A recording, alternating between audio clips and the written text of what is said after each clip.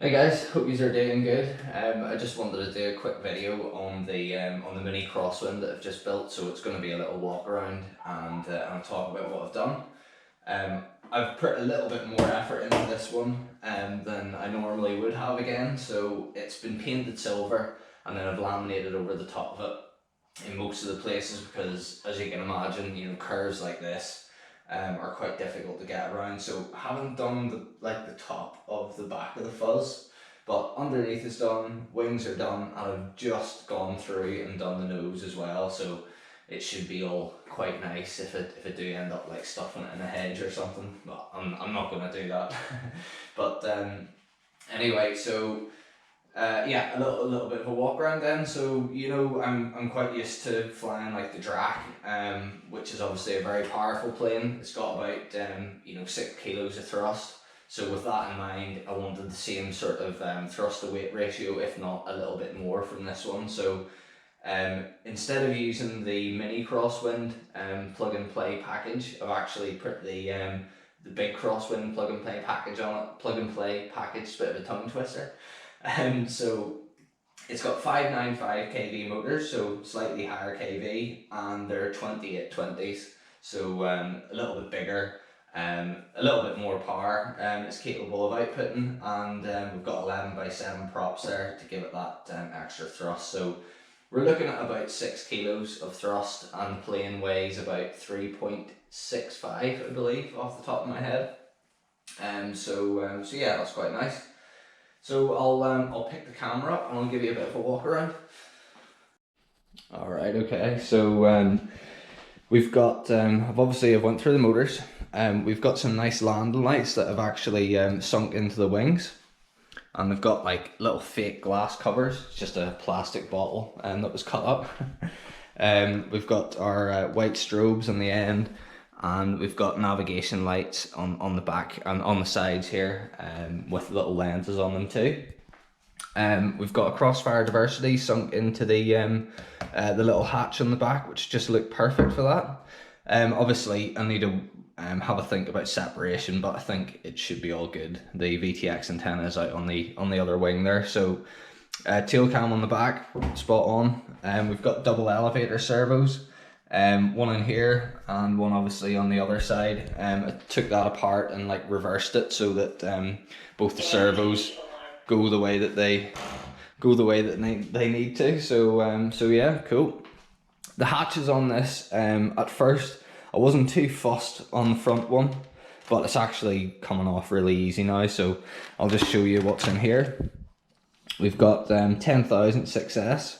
Fits in there quite nicely. It's a little bit tight to get the straps on, but I think going forward, what I'm going to do is put some Velcro on the actual like wooden plate as well, just so that the battery should be held down by the Velcro, and then the straps are just there for a little bit of extra, and that'll stop it from sliding back and forth. We've got a modular pan and tilt. Well, it's just pan at the moment, but a pan mount that's on the front. It can be removed. 3 bolts there, 1 bolt in the side. You take your top off, unplug your camera, and then this mount like drops through into the bottom, and it means that you can then run like the full the full aerodynamic nose on the front of it, and then just use your tail cam for FPV. Speed sensor plonked in the front, hidden in there, so that's all good. I'll just pop this one back on. Yeah, it is starting to get easier. That was a little bit tricky to begin with, but this hatch, this one's fantastic. You got a nice little like release that it comes with. Lovely big empty space in there. That's disconnected because it's the video transmitter. It doesn't need to be on whilst in the house. We've got some tape here that keeps falling down, so I'm gonna have to do this a little bit better. But basically the idea was, because the VTX is on that wing, I've got nothing really out on this wing. I've put most of the weight of the fuzz on this side, and that should help with counterbalancing. So it meant that wing is like 40 grams heavier, and I only needed about 20 grams of lead on the outside, so that's quite good. We've got Vector we've got an Arduino which is doing the UART to BST up to the Crossfire, so that gives you the full telemetry back to the Crossfire. Unfortunately, it's not two-way, so I still need to use a channel basically for the RSSI or LQ. Got a cam switcher on the other side there, and then leading from that we've got all our video wires which run up this side, so nice and separate from most of the other stuff. So we've got the cam wire which runs right to the front, and then we've got the VTX wire which runs right out to the back, right out to the side of the wing, so that's all good.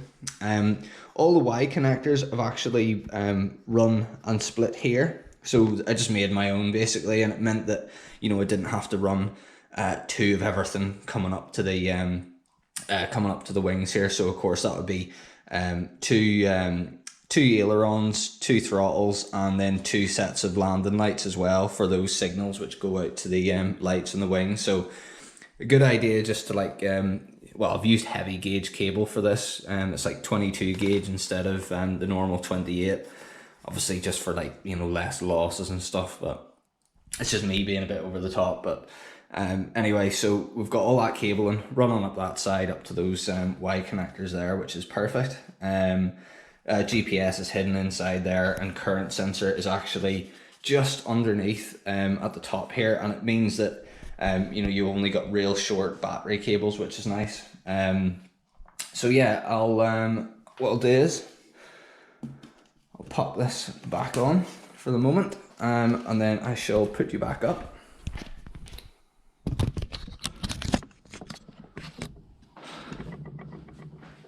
I'm just going to unpop the wing. So this wing is actually a little bit more stiff than the other one, but it's coming off nice and easy now. Just set this over so it doesn't fall. That'll do. Right, so on the wing, VTX on this one. So VTX is sunk inside. We've got a Singularity there. We've got our 40 amp ESCs just sort of flush mounted in the nacelle. I've obviously cut all this out and sort of glued it in there, so that works quite nicely. We've got some little vent holes cut into this, so we've got some holes that match up to the base of the motor, so that should help with a little bit of cooling. Singularity, like I said, and then a little lens that is doing the one of the navigation lights, and yeah, we've got ES09MD servos all round on it, and of course the extra one, like I said earlier, on the elevator. So yeah, that's my little attempt at like a you know, a scale type lens, which I thought was quite cool. So let's pop the wing back on.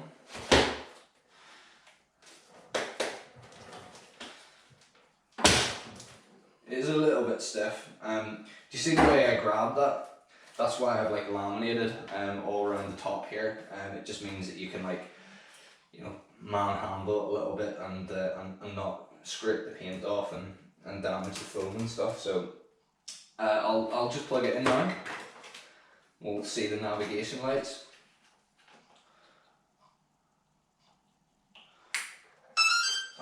Telemetry recovered. So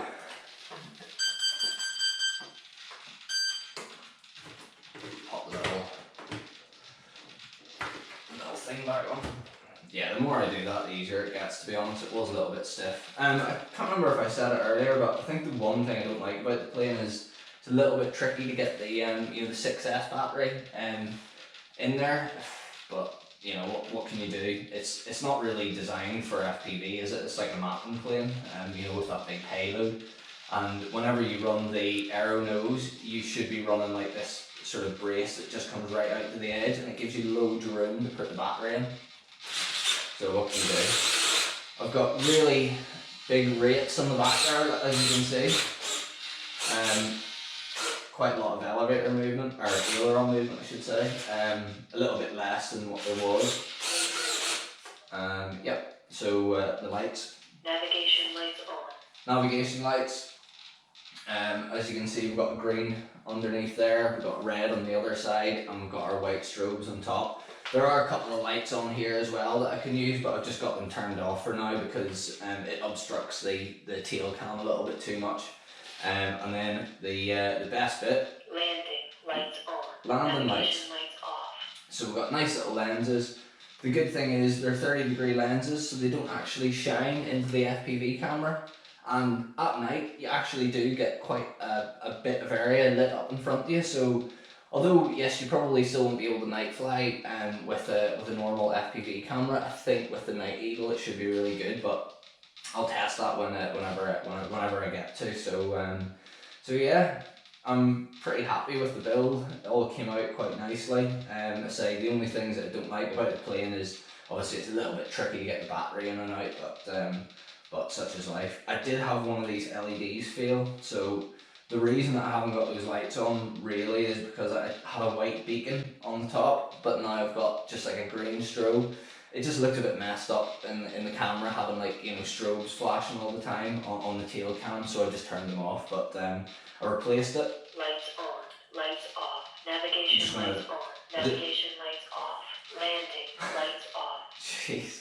I'm not going to like leave them on for too long basically, because I'm worried that, you know, perhaps it's getting too hot, which it doesn't seem to be. But yeah. Anyway, thanks very much, guys. I'll put a little bit of DVR footage in now of the pan camera and the tail camera, just so you can see how that works as well. So cheers, guys.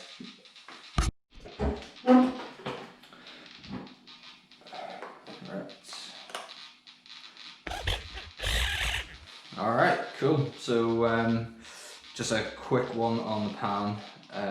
Not that anyone needs to know how a pan works. I need to know how this screen works. Okay, yeah, it's recorded. Right, we're on the tail camera. It's flipped to me now on the pan. So if we rotate it round, you can see that obviously on this side it's not very obstructed. I think on the other side, I've got the wire now in the way. That's not very helpful. It doesn't always do that. Yeah, that's better. So yeah, on the DVR, okay, it's looking right over the top of the wing, but I think on the GoPro it's going to be looking a little bit at this. But I'm not too worried about that really, because at the end of the day, whenever you look around, I tend to look exactly there, which is staring at the prop as it goes around, which is obviously quite cool to be able to do that. And in fact, let's just give it a little rev. Yeah, thoroughly looking forward to being able to fly this one. So yeah, have fun, guys, and I'll speak to you later.